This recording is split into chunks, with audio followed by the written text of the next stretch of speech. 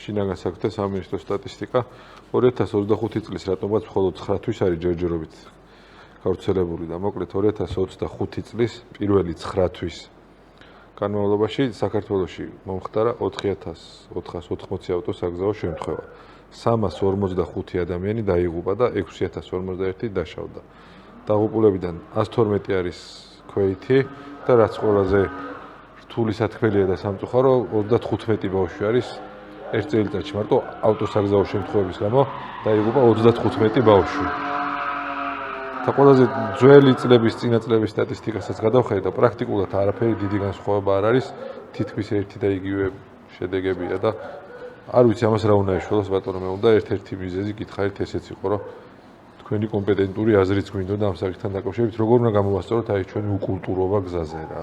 ძალიან სერიოზული პრობლემაა, რომელიც დგას და რომელიც წლების წინ ანუ ყოველთვის შეხვედრაც არის ხოლმე გასაღებს ამ ყველაფერსაც ვამბობ რა არის გასაღები, როგორ უნდა გვეშველოს. და სულ ვიძახი რომ არ მინდა რომ წლების მერე თქვა რომ აი წლების წინაც ამას ვამბობდი და მაინც იქوارთ რომ ამას ერთ და იგივე რაღაცას მეორე და ერთ და იგივე ადგილას ვტკებდით. ბევრი რაღაც გაკეთდა იმ მიმართულებით თითქოს რომ შემცირებული იყო იქნება აღმოფხაზ იქ რაღაც კამერები, იქ რაღაც ისინი გზების მოწყობები, რაღაცები, კამკაცრებები, ჭარიმების მომატებები ის ეს და სურათი არ იცვლება რა. ვერ შეიცვლება და გეტყვით მანამ სანამ არ იქნება ესე რაღაცას ახლა ვიტყვი. ფორმულა არის ძალიან მარტივი. ვიღებთ მარტივ მოდელს სკანდინავიის ქვეყნების, ევროპული ქვეყნების, ყველაზე უფრო მეტად სკანდინავიის ქვეყნები არიან წინ, ანუ ფინეთში ცდილობენ იმას, რომ არც ერთი დაღუპული არ იყოს გზებზე და შარშან მხოლოდ ერთი დაღუპული იყო გზაზე. ხო, გამახსენდა. ხო და უნდათ რომ არც ერთი არ იყოს და ამას მიაღწევენ ყველა ვარიანტში. როგორ ხდება ეს ყველაფერი? სწავლება იწყება ბაღიდან. ანუ ბაღის ბავშვებს არის სპეციალური პროგრამა, სადაც ასწავლიან საგზაო უსაფრთხოებას.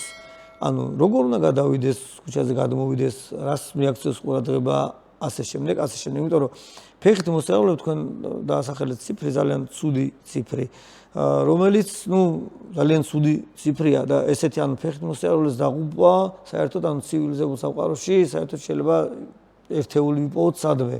იმიტომ რომ ფეხით მოსწავლე ისევე არის საგზაო მოძრაობის მონაწილე, როგორც დანარჩენი ყველა.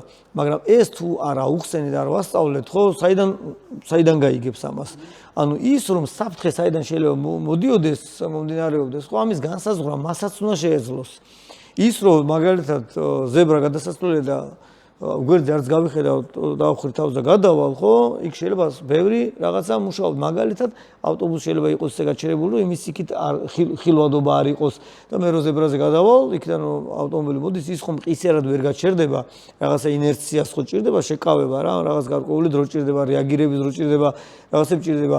იგივე მეორე მხარესაც ხო ბაღიდან ვასწავლენ რომ შენ რო იქ ავტობუსით ზებრა გადასასვლელია ამას საზომი ერთეული ან შენი ავტომობილი წინასწარ განსაზღვრო მოახერხებს თუ რამე გაჩერება და ასე შემდეგ და ასე შემდეგ. ანუ ბაღის მერე ეს სწავლება გრძელდება უკვე სკოლის ასაკში და სკოლის ასაკში უფრო მყარად და უფრო სიღრმისეულად და ანუ თამასა იმდენზე იწევა რამდენიც შეუძლია რომ ბავშვს მიიღოს. ამის შემდეგ უმაღლეს სასწავლებლებში რა თქმა უნდა იქ სწავლება გრძელდება და შემდეგ მივდივართ იქამდე რომ უკვე სადაც მართვის მოწმობაზე აბარებენ და სწავლობენ იმ სკოლებს აქვს თავისი სტანდარტი მინიმალური გაკვეთილების რაოდენობა მათ შორის თეორიulis მათ შორის პრაქტიკulis მინიმალური რაოდენობა და ამის შემდეგ უკვე ინსტრუქტორი საზღვრავს მძღოლი არის თუ არა მზად იმის რომ გავიდეს გამოცდაზე.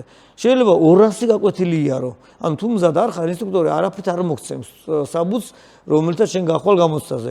ანუ ის ბოლომდე აღმოფხრის შენში ყველა მინუს და თან სხვა სკოლაში წავხი, აი წავალ ეს ინსტრუქტორი არ მაძლევს უფლებას რომ წავიდე სხვა სკოლაში.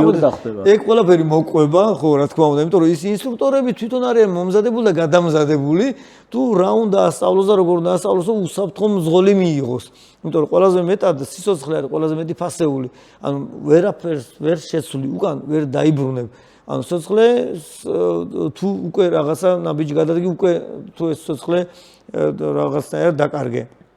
ამიტომ რადგან უკან ამას ვერ ვიბრუნდე, ყველაზე მნიშვნელოვანია, ხო, ძალიან მნიშვნელოვანი არის, რომ განათლება გქონდეს მაქსიმალურ დონეზე. როგორც ყველა სფეროში, მაგრამ მით უმეტეს საგზაო უსაფრთხოებაში. ამიტომ ჩვენ დღეს რო დავიწყოთ განათლება ბაღიდან, სკოლებში და ასე შემდეგ და დავიწყოთ იმის მოგვარება, რომ სკოლებს, რომელიც უკვე მართვას ასწავლიან, გქონდეთ რაღაცა სტანდარტი, რომელიც გადამზადებული იქნებიან ინსტრუქტორები და ასე შემდეგ და ასე შემდეგ, ხო, უკვე 10 წელიწადში პირველ მოსავალს დავიწყებთ, რომ მივიღოთ 10 წელიწადში. ანუ 10 წელი მაინც ძალიან საფრთხის ქვეშ ვარ და ეს დამატებითი ღონისძიებები, იქ საგზაო ნიშნები იქნება თუ სიჩქარე თუ ჯარიმე თუ რაღაცები, ეს დამატებითი ღონისძიებებია. მაგრამ მე როგორც არ უნდა დამატებითი ღონისძიებები და ჯარიმები და რაღაცები ამიწიო, ხო, პირადად მე და გულის ოპერაციაზე შემიშვა, ხო, ვერ გავაკეთებ გულის ოპერაციას ხარისხიანად გამორიცხულია რა, ანუ პაციენტი შეიძლება შემთხვევით გადარჩეს უბრალოდ რა, მაგრამ ნუ შემთხვევით გადარჩენაზე ხო არ ვართ რა და იგივე ხდება ქუჩაში.